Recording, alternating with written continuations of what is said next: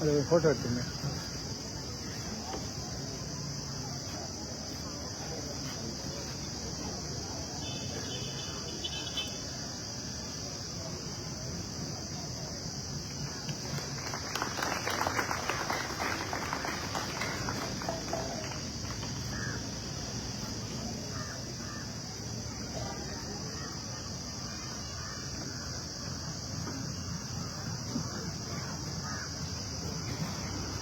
தம்பி எப்படி சொல்கிறீங்களா?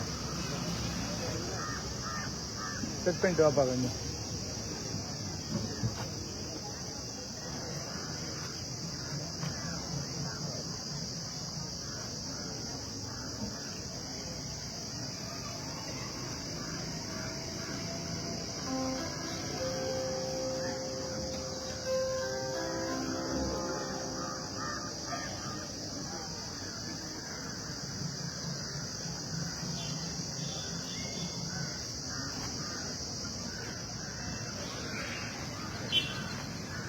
தமிழ் தேசிய பசுமை இயக்கத்தின் சார்பில்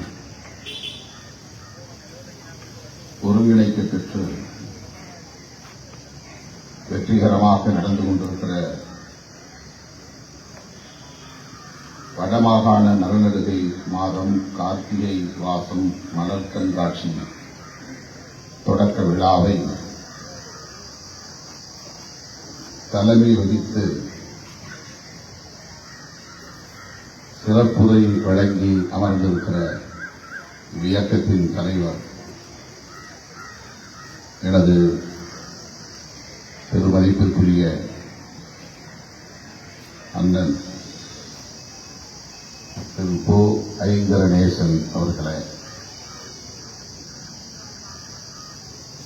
வருகை தந்திருக்கிற நம் அனைவர்களே, இந்நிகழ்வில் பங்கேற்று ஒரு நீண்ட நெடிய ஆய்வுரையை வழங்கி நாம் ஆற்ற வேண்டிய கடமைகளை விளக்கி உரையாற்றி அமர்ந்திருக்கிற தோழர் நிலாந்தன் அவர்களே, எனக்கு முன்னர் நம்மிடையே நம்முடைய தமிழ் இலக்கிய தரவுகளை எல்லாம் எடுத்துரைத்து நமது இலக்கியம் எப்படி நம்முடைய வாழ்வியலோடு இணைந்ததாக பிணைந்ததாக இருக்கிறது, மரம் குறித்தும் இயற்கை குறித்தும் என்னவெல்லாம் பாடப்பட்டிருக்கின்றன என்பதையெல்லாம் எடுத்துரைத்து மிகச் சிறப்பான உரையை வழங்கி அமர்ந்திருக்கிற யாழ்ப்பாண பல்கலைக்கழகத்தின் மேனாள் தமிழ்துறை தலைவர் பெருமதிப்பிற்குரிய பேராசிரியர் ஐயா சிவலிங்க ராஜா அவர்களே, இந்த நிகழ்வில் பங்கேற்று இதனை சிறப்பித்துக் கொண்டிருக்கிற விடுதலை போராளி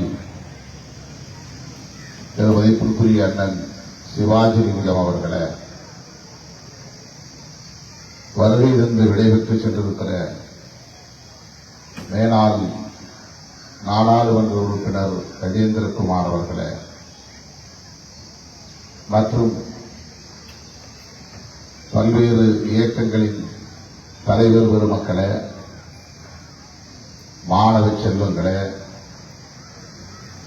எனது அருமை தமிழ்ச் சொந்தங்களே, உங்கள் அனைவருக்கும் என்னுடைய பணிவார்ந்த வணக்கத்தை தெரிவித்துக் கொள்கிறேன். நேரம் மிகவும் கடந்துவிட்டது. மாணவ செல்வங்கள் வீடு திரும்ப வேண்டும் என்கிற பதைப்போடு பெற்றோர் அமர்ந்திருக்கிறார்கள். நான் நீண்ட நேரம் எடுத்துக்கொள்ள விரும்பவில்லை. இரண்டாவது முறையாக இந்த நிகழ்வுக்கு என்னை அழைத்திருக்கிற அண்ணன் ஐங்கரநேசன் அவர்களுக்கும் தமிழ் தேசிய பசுமை இயக்கத்தை சார்ந்த தலைவர் பெருமக்கள் அனைவருக்கும் என்னுடைய நெஞ்சார்ந்த நன்றியை முதலில் குறித்தாக்குகிறேன். 2002ஆம் ஆண்டு நான் அண்ணன் பிரபாகரன் அவர்களின் அழைப்பை ஏற்று ஈழமண்ணுக்கு வருகை என்ற என்னோடு தொடக்கத்திலிருந்து கடைசி வரையில் இருந்தவர், வழிகாட்டியவர், துணை புரிந்தவர் அண்ணன் ஐங்கரநேசன் அவர்கள். அந்த நட்பு இன்னும் அதே வீரியத்தோடு தொடர்வது மகிழ்ச்சி அளிக்கிறது. அவர் மீது நான் கொண்டிருக்கிற பற்றுதல், என் மீது அவர் கொண்டிருக்கிற நம்பிக்கை இந்த உறவுக்கு அடிப்படையாக அமைந்திருக்கிறது. அவருடைய உரையில் என்னை பற்றி சில கருத்துக்களை பதிவு செய்தார். மாணவ பருவத்திலிருந்து நான் தமிழீழம் குறித்து எத்தகைய புரிதலை கொண்டிருந்தேன், ஈடுபாடு கொண்டிருந்தேன், பற்றுதலை கொண்டிருந்தேன், களப்பணிகளை ஆற்றியிருக்கிறேன் என்பதை கோடிட்டு காட்டினார். அண்ணன் பிரபாகரன் அவர்களின் அன்புக்கு பாத்திரமானவனாகவும் இருந்தேன் என்பதை ஒரு சாட்சியமாக நின்று இங்கே எடுத்துரைத்தார். அதற்காகவும் அண்ணன் ஐங்கரநேசன் அவர்களுக்கு நான் இந்த நேரத்தில் நன்றியை சொல்ல கடமைப்பட்டிருக்கிறேன். 1983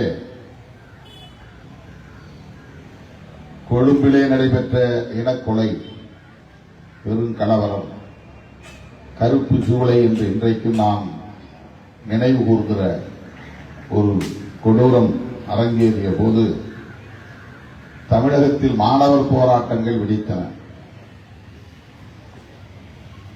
அந்த போராட்டங்களால் ஈர்க்க பெற்றவன், அதன் மூலம் பொது வாழ்க்கைக்கு வந்தவன் திருமாவளவன் என்பதை பல நிகழ்வுகளில் நான் பதிவு செய்திருக்கிறேன்.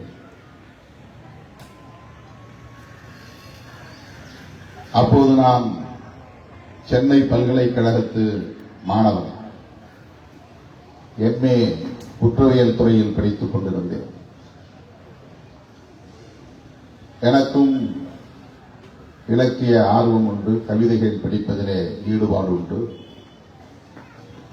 அப்படி ஈழத்திலிருந்து வருகை தந்து தமிழகத்திலே களப்பணியாற்றிய தோழர்களோடு மாணவர் அமைப்பிலும் என்னை இணைத்துக் கொண்டு, சோல்ட் என்கிற அமைப்பிலே என்னை இணைத்துக் கொண்டு அவர்களோடு நான் பயணித்திருக்கிறேன், உரையாடி இருக்கிறேன். பிறகு சட்டக்கல்லூரி மாணவனாக இருந்தபோது அண்ணன் பிரபாகரன் அவர்கள் இந்திய அரசை எதிர்த்து நாங்கள் போராடவில்லை, சிங்கள பௌத்த பேரினவாத ஒடுக்குமுறையை எதிர்த்துதான் போராடுகிறோம் என்று சொல்லி எங்களிடமிருந்து பறித்துக் கொண்ட வயர்லெஸ் ஆர்ம்ஸ் என்கிற கருவிகளை எல்லாம் ஒப்படைக்க சொல்லி உண்ணாநிலை அறப்போராட்டத்தை மேற்கொண்ட போது சட்டக்கல்லூரி மாணவர்கள் 10 பேர் திரண்டு போய் அவரை சந்தித்து எங்கள் ஆதரவை வெளிப்படுத்தினோம். அந்த மாணவர்களை திரட்டிச் சென்றவன் என்கிற முறையிலே என்னுடைய ஈடுபாடு அன்றைக்கு வெளிப்பட்டது. எங்களை அடையாளம் கண்டு மாணவர்களாகிய எங்களை தட்டிக் கொடுத்தவர் அண்ணன் பிரபாகரன் அவர்கள். அதுதான் முதல் சந்திப்பு. அதன் பின்னர் நான் ஒரு இயக்க தலைவனாகி ஈழத்தமிழர் பிரச்சனைகளை கிராமங்கள் தோறும் எடுத்துச் செல்லக்கூடிய போராட்டங்களை முன்னெடுத்த போது வன்னிக்காட்டில் இருந்த அண்ணன் அவர்கள் என்னை அடையாளம் கண்டிருக்கிறார் என்பது எனக்கு தெரியாது. 2002ஆம் ஆண்டு ஏற்பட்ட போர் நிறுத்த ஒப்பந்தத்தின் அடிப்படையில் யாழ் மண்ணில் வீரசிங்க மண்டபத்தில் மானுடத்தின் தமிழ்க்கூடல் நிகழ்வை அண்ணன் கவிஞர் புதுவை ரத்தினதுரை அவர்களின் தலைமையில் ஒருங்கிணைத்த போது தமிழகத்திலிருந்து அழைக்கப்பெற்ற 5 பேர்களில் நானும் ஒருவர். புதுவை ரத்தினதுரை அவர்கள் வெளிப்படையாக சொன்னார், உங்கள் பெயரை முன்மொழிந்தவர் அண்ணன் பிரபாகரன் அவர்கள்தான், எங்களுக்கு உங்களை பற்றி எதுவும் தெரியாது என்று சொன்னார்.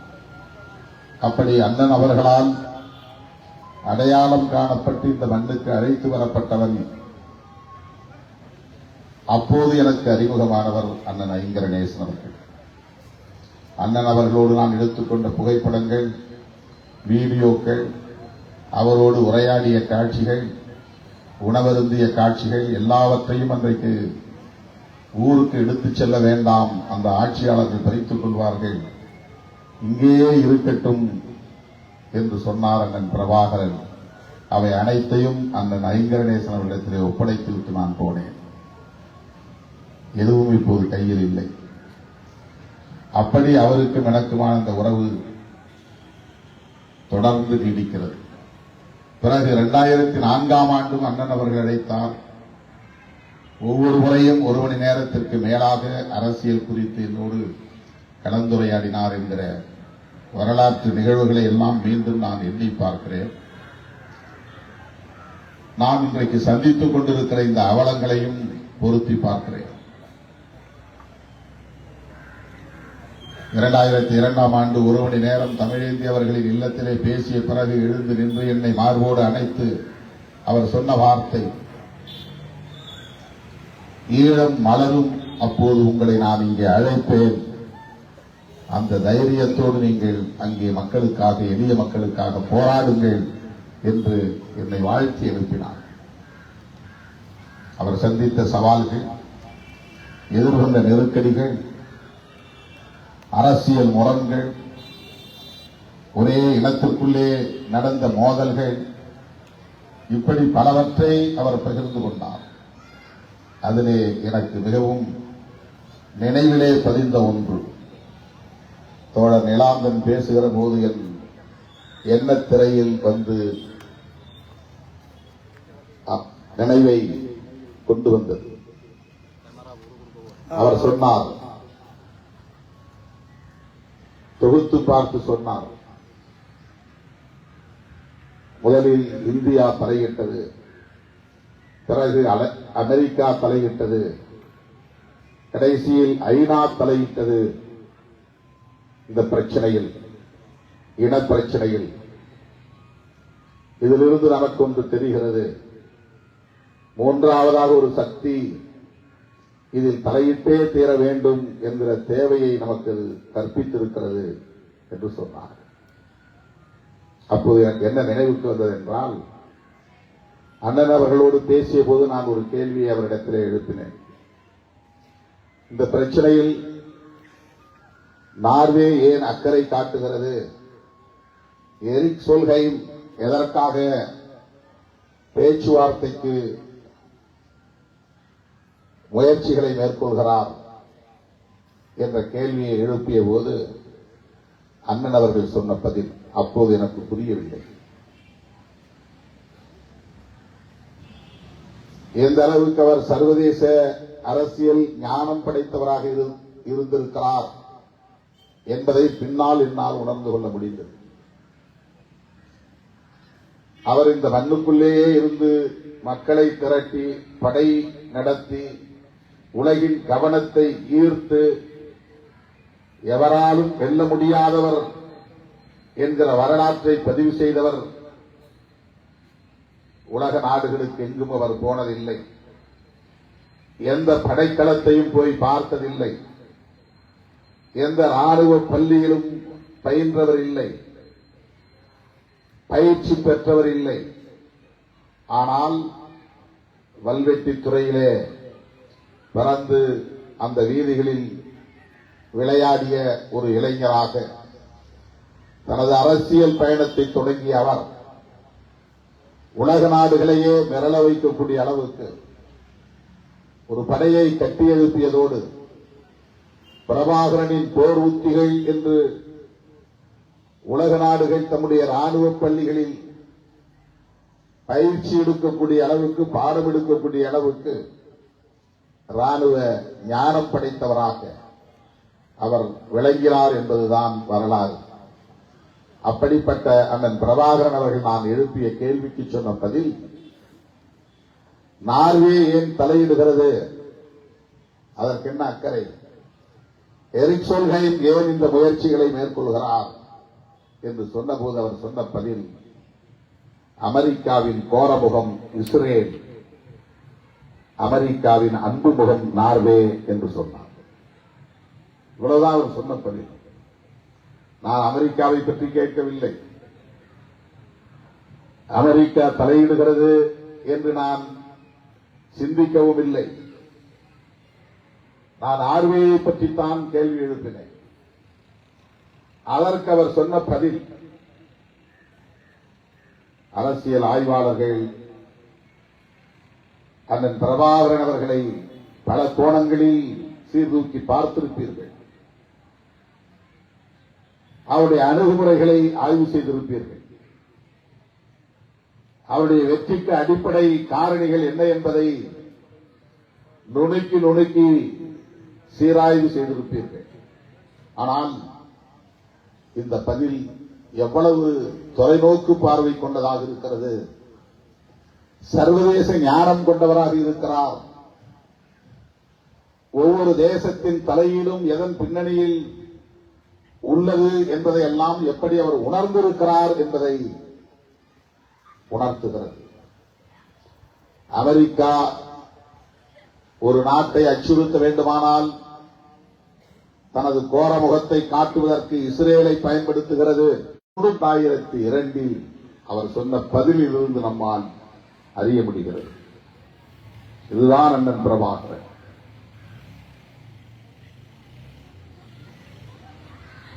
மாவீரர் நாள் உரை மாவீரர்களுக்காக செய்யப்பட்டதல்ல, போராடும் போராளிகளுக்காக நிகழ்த்தப்பட்டதல்ல, களத்தில் நிற்கும் தமிழ் சொந்தங்களுக்காக மட்டுமே அவர் பேசிய உரை அல்ல. அவர் என்ன பேசப் போகிறார் என்பதை உலக நாடுகளே அந்த நாளில் காத்திருக்கும். உலக நாடுகளின் கவனத்தை ஈர்க்கக்கூடிய வகையிலே அவருடைய உரை ஒவ்வொரு மாவீரர் நாளில் அமைந்திருக்கிறது. சிங்களவர்கள் மட்டுமல்ல, இந்திய ஆட்சியாளர்கள் மட்டுமல்ல, உலக நாடுகளின் தலைவர்கள் மாவீரர் நாளில் பிரபாகரன் என்ன பேசப் போகிறார் என்பதை ஆவலோடு காத்திருக்கும். ஆண்டில் ஒரே ஒரு முறைதான் பேசுவார், ஒரு ஆண்டில் ஒரே ஒரு முறைதான் பேசுவார். ஒரு நாளைக்கு 10 மேடைகளில் நாம் பேசுகிறோம், ஒரு ஆண்டில் ஆயிரக்கணக்கான மேடைகளில் நாம் பேசுகிறோம். ஆனால் ஒரு தலைவர் ஒரு ஆண்டில் ஒரு முறைதான் பேசுவார். உலக நாடுகள் அவர் என்ன பேசப் போகிறார் என்பதை ஆவலோடு காத்து கிடந்து கவனிக்கும். அப்படி அவர் ஆற்றிய உரைகள் மிக மிக நுட்பமானவை, ஆழமானவை, தொலைநோக்கு பார்வை கொண்டவை. நட்பு சக்திகள் யார், பகை சக்திகள் யார் என்பதை வெளிப்படுத்தக்கூடியவை. அவருடைய உரைகளை மீண்டும் ஒரு முறை நாம் எடுத்து படிக்க வேண்டும். அந்த உரைகளில் எந்த இடத்திலும் அவர் இந்திய அரசை பகை சக்தியாக முன்னிறுத்தவில்லை. பேச்சுவார்த்தைக்கு அழைத்த போதும் சரி, அதற்கு முன்பும் சரி, அதற்கு பின்பும் சரி, IPKF வந்த நிலையிலும் சரி, அதை எதிர்த்து யுத்தம் நடத்திய போதும் சரி, இந்திய அரசை ஈழத் தமிழர்களுக்கு எதிரான ஒரு சக்தி என்று எந்த இடத்திலும் அவர் பதிவு செய்யவில்லை. உணர்ச்சி வயப்பட்டு கூட அவர் அப்படி எந்த இடத்திலும் பேசவில்லை. ஆதங்கப்பட்டு இந்திய அரசு இப்படி எங்களுக்கு துரோகம் செய்யலாமா என்று கூட அவர் பதிவு செய்யவில்லை. அவருக்கு ஒரு புரிதல், உலகத்தில் எத்தனையோ பல நாடுகள் இருந்தாலும் ஏதேனும் ஒரு நாடு நமக்கு ஆதரவு தெரிவித்தால்தான், துணை நின்றால்தான், ஒத்துழைத்தால்தான் நம் நோக்கம் நிறைவேறும் என்கிற போது அப்படி ஒரு நாடு இந்த பூகோள வரைபடத்தில் உண்டு என்றால் அது இந்தியாவாக மட்டும்தான் இருக்க முடியும். இந்தியாவால் மட்டும்தான் முடியும். இந்தியா நம்முடைய நோக்கங்களை ஏற்றுக்கொண்டால்தான், நம்முடைய அரசியலை ஏற்றுக்கொண்டால்தான் அது வெற்றிகரமாக அடுத்த கட்டத்தை நோக்கி நகரும். இது எழுதப்படாத விதி, தவிர்க்க முடியாத விதி. இதை உணர்ந்தவர் அண்ணன் பிரபாகரன் அவர்கள். அவருடைய வயர்லெஸ் ஆர்ம்ஸ் எல்லாம் பிடிக்கிறாங்க. ஐஜி மோகன்தாஸ் சீஸ் பண்றார். உடனே அவர் நான் சாகுவரை உண்ணாவிரத போராட்டம் இந்திரா நகரிலே அவர் தங்கியிருந்த இல்லத்திலே அந்த உண்ணாவிரதத்தை மேற்கொள்கிறார். எம்ஜிஆர் ஊட்டியிலே மலர் கண்காட்சி தொடங்கி வைக்கிற நிகழ்ச்சியில் பங்கேற்பதற்காக போய்விட்டார்.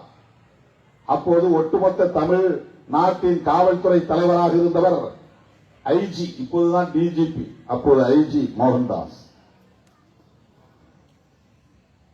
இந்த உண்ணாவிரத போராட்டம் தெரிந்தவுடன் நாங்கள் ஓடோடி போய் அவருக்கு ஆதரவு தெரிவித்து முழக்கங்களை எழுப்பினோம் அந்த இல்லத்தின் வாசலில்.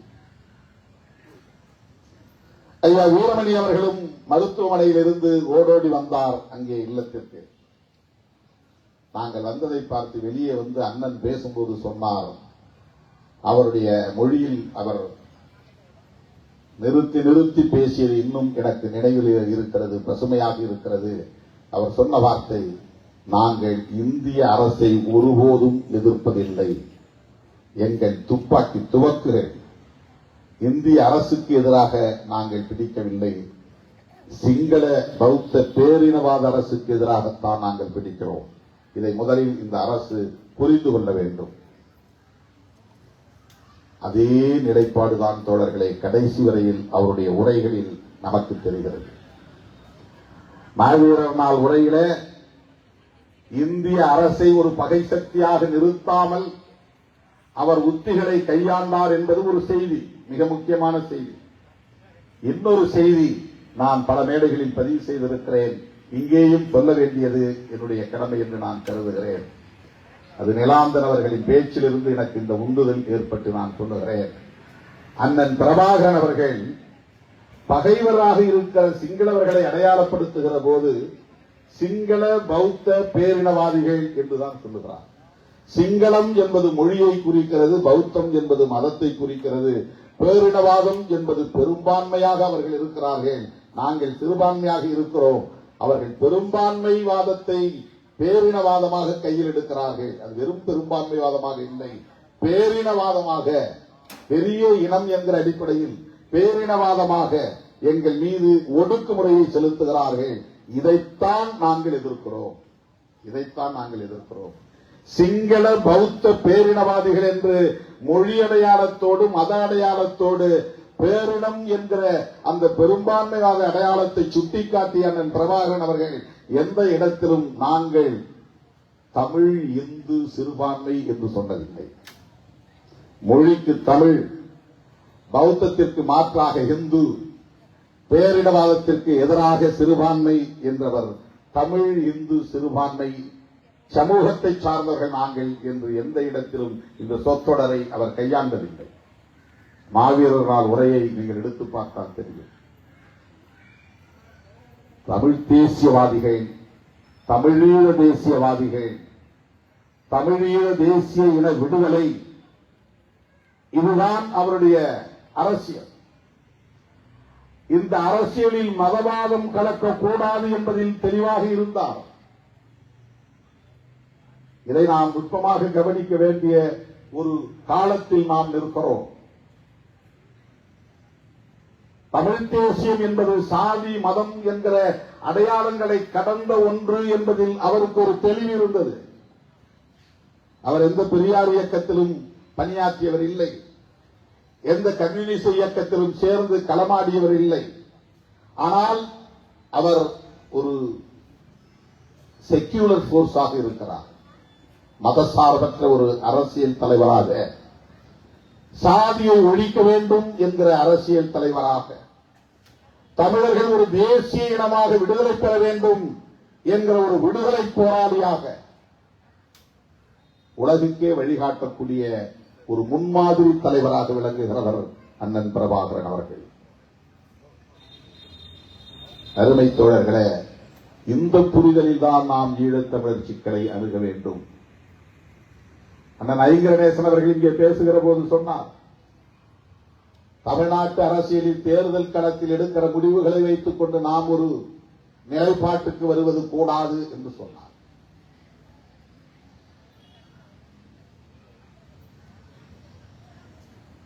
இது இளைய தலைமுறையினருக்கு அவர் சொல்லி இருக்கிற ஒரு செய்தி. ஈழத்திலும் கூட இலங்கையிலும் கூட தேர்தல் அடிப்படையில் எடுக்கப்படுகிற முடிவுகளை வைத்துக் கொண்டு ஒரு நிலைப்பாட்டுக்கு நாம் வரக்கூடாது. தேர்தல் அரசியல் என்பது அந்தந்த தேசத்தின் அரசியலமைப்பு சட்டத்தால் நிர்ணயிக்கப்பட்ட வரைமுறைகளோடு இயங்கக்கூடிய ஒன்று. இலங்கையிலே நான் தேர்தலில் இருக்கிறேன் என்று சொன்னால் இலங்கை அரசாங்கம் வடித்து வைத்திருக்கிற அரசமைப்பு சட்டத்தை மதிக்கிறேன் என்று பொருள். அரசமைப்பு சட்டம் சொல்லுகிற அனைத்தையும் ஏற்கிறேன் என்று பொருள்.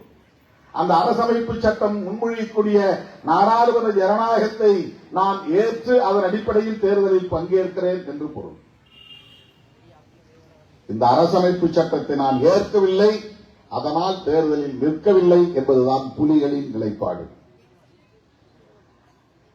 எங்களுக்கு ஒரு தேசம் வேண்டும் என்று சொல்லுகிற போதே நீ வைத்திருக்கிற அரசமைப்பு சட்டம் எங்களுக்குரியதல்ல என்று பொருள். உன்னுடைய அரசமைப்பு சட்டத்தை நாங்கள் ஏற்க மாட்டோம் என்று பொருள். ஒவ்வொரு அரசும் அரசமைப்பு சட்டத்தால் வழிநடத்தப்படுகின்றன. இந்தியா கட்சி மாறும், பாஜக வரலாம், காங்கிரஸ் வரலாம், யாரும் நாளைக்கு வரலாம், இன்னொரு மாநில கட்சி தேசிய கட்சியாக மாறி ஆட்சியை பிடிக்கலாம், அது வேறு. ஆனால் அந்த தேசம் அரசமைப்பு சட்டத்தால் வழிநடத்தப்படுகிறது.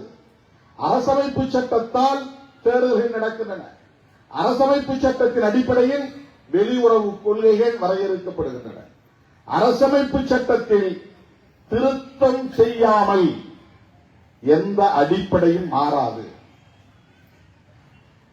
இலங்கையில் இன்னொரு தேசம் வேண்டும் என்று சொன்னால் ஒன்று, அந்த அரசமைப்பு சட்டத்தை நாங்கள் ஏற்க மாட்டோம் என்பதில் இருந்துதான் அந்த கோரிக்கை எழ முடியும். அந்த அரசமைப்பு சட்டத்திற்குள்ளே திருத்தம் செய்து ஒரு தேசம் உருவாகாது.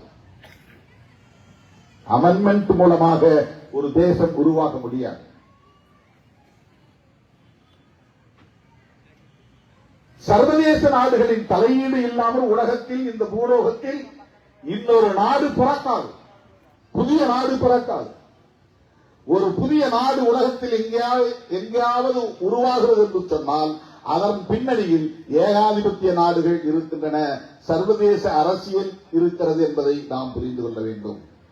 இலங்கைக்குள் ஈழம் உருவாக வேண்டுமானால், ஈழம் என்ற ஒரு புதிய நாடு பிறக்க வேண்டுமானால் உலக நாடுகளின் தலையீடு இல்லாமல், சர்வதேச அரசியல் பங்கேற்பு இல்லாமல் அது நிகழாது. ஏகாதிபத்திய நாடுகளின் ஒத்துழைப்பு இல்லாமல் அது நிகழாது. அரசமைப்பு சட்டத்திற்கு எதிரான ஒரு நிலைப்பாடு அது.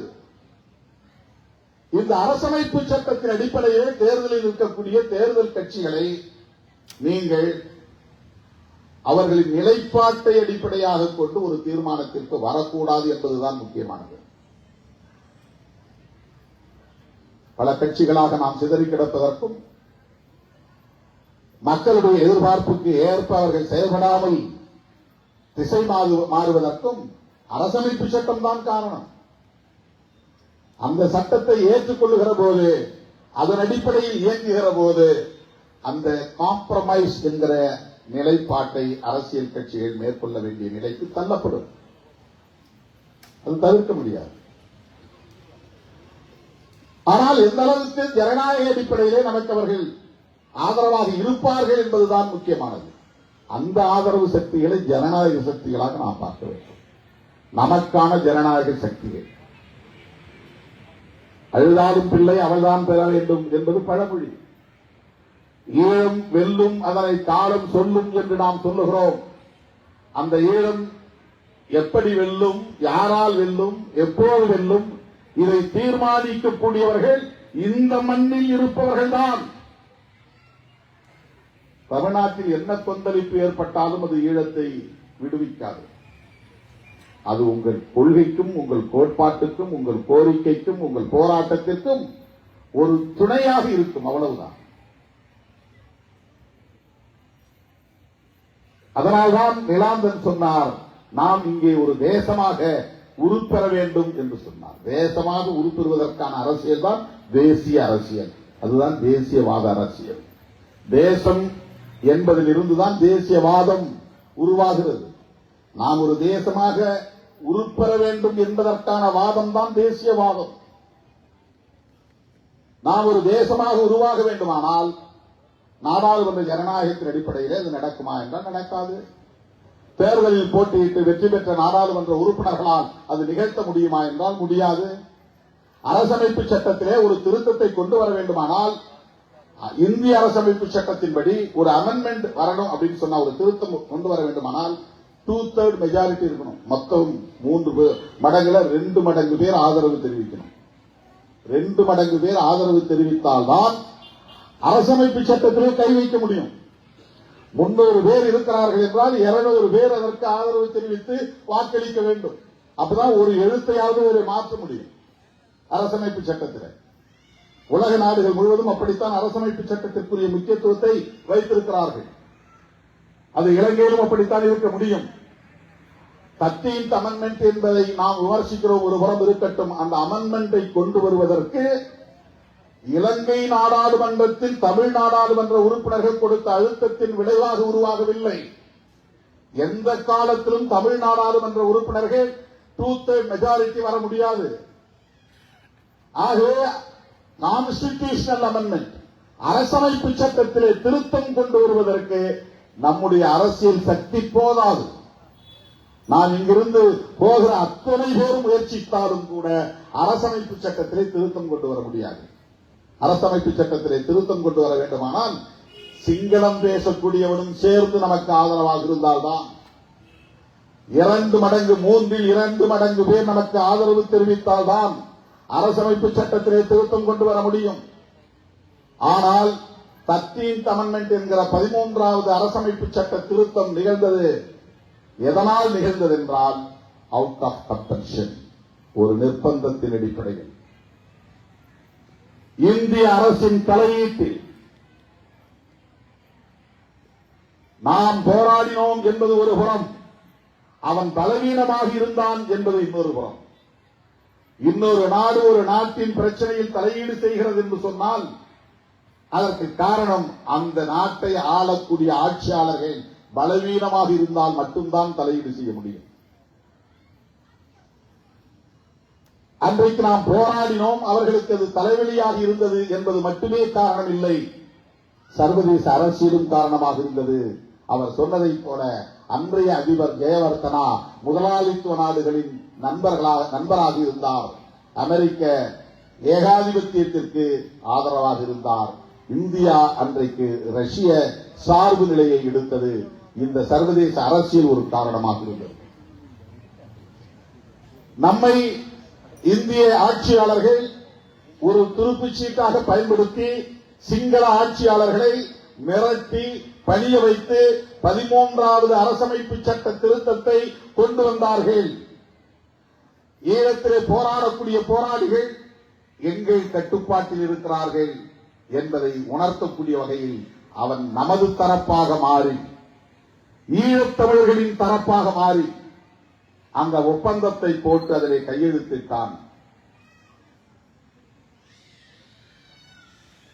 அதிலே 2 செய்தி. ஒன்று, ஈழத்தில் போராடக்கூடிய போராளிகள் அத்தனை பேரும் இந்திய அரசின் பேச்சுக்கு கட்டுப்படுவார்கள் என்கிற செய்தி ஒன்று.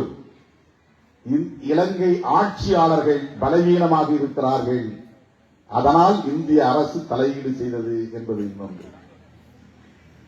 இன்றைக்கும் இலங்கை ஆட்சியாளர்கள் பலவீனமாகத்தான் இருக்கிறார்கள், யாரும் தலையீடு செய்ய முடியும். அதனால்தான் சீனா ஆக்கிரமிப்பு நிகழ்கிறது.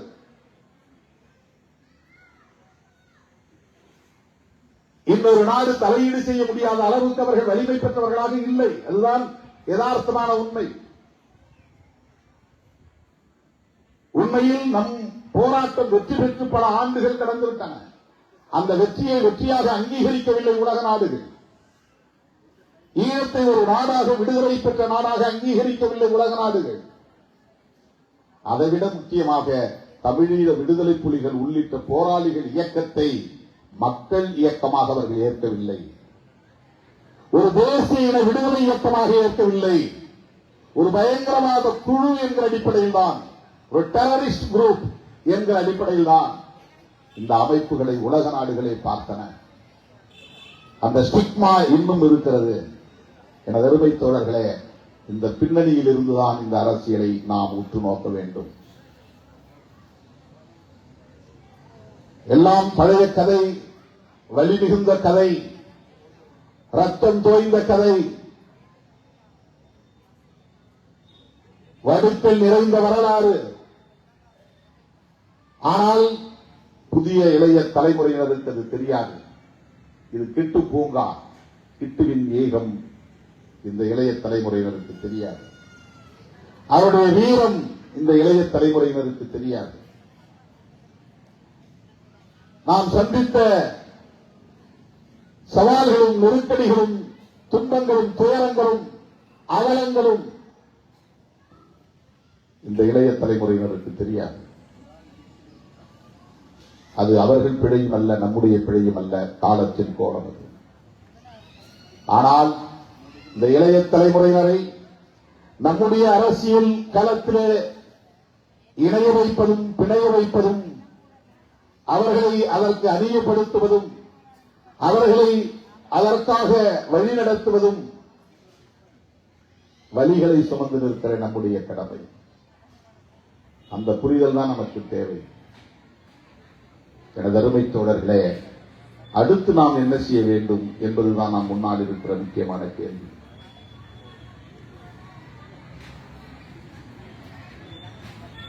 உலக வரலாற்றில் எல்லா விடுதலை இயக்கங்களும் இது போன்ற பல சரிவுகளை சந்தித்திருக்கின்றன, பின்னடைவுகளை சந்தித்திருக்கின்றன, தோல்விகளை சந்தித்திருக்கின்றன.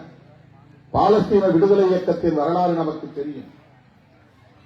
யாசர் அராஃபத் என்கிற ஒரு மாமனிதர் சிதறி கிடந்த அவ்வளவு பேரையும் ஒருங்கிணைக்கிற வல்லமை பெற்றவராக இருந்தார். அப்படி இன்றைக்கு சிதறி கிடக்கிற தமிழர்களை ஒருங்கிணைக்கக்கூடிய வலிமை பெற்ற ஒரு தலைமையை நாம் அடையாளம் காண வேண்டும். அதுதான் நமக்கு முன்னால் இருக்கிற மிக முக்கியமான சவால். தமிழ்நாட்டில் யார் தேர்தல் கூட்டணி, என்ன தேர்தல் கூட்டணி என்று தேடுவதல்ல, அதை பற்றி ஆய்வு செய்வதல்ல நம்முடைய நோக்கம், நம்முடைய வேலை.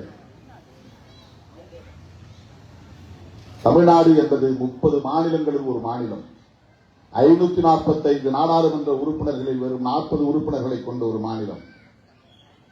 545 பேரில் 40 பேர் சில திருத்தங்களை கொண்டு வர முடியுமே தவிர பெரிய அழுத்தங்களை தந்துவிட முடியாது. சின்ன சின்ன வெல்ஃபேர் ஸ்கீம்ஸ், நலத்திட்டங்களை உருவாக்க முடியுமே தவிர ஒரு நாட்டை உருவாக்கக்கூடிய வேலை திட்டத்தை அவர்களால் உருவாக்க முடியாது. இதுதான் பிராக்டிக்கல், நடைமுறை சாத்தியக்கூறுகளை நான் பேசுகிறேன்.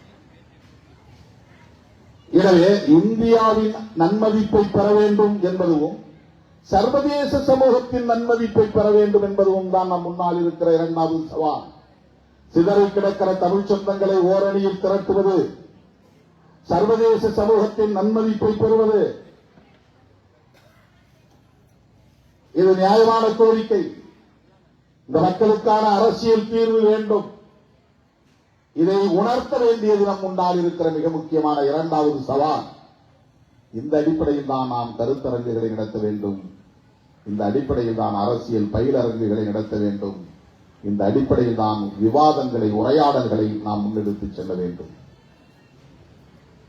தோழர்களே, அந்த புரிதல் அண்ணன் ஐங்கரநேசன், தோழர் நிலாந்தன் போன்றவரிடத்திலே வெகுவாக இருக்கிறது. அதை என்னால் உணர முடிகிறது. அதை ஒருங்கிணைக்க வேண்டிய பணிகளை நீங்கள் முன்னெடுத்தால் அந்த களத்தில் உங்களோடு திருமாவளவன் என்றென்றைக்கும் ஒற்ற துணையாக இருப்பான் என்பதை சொல்லி இந்த வாய்ப்புக்கு நன்றி கூறி முடிக்கிறேன். நன்றி, வணக்கம்.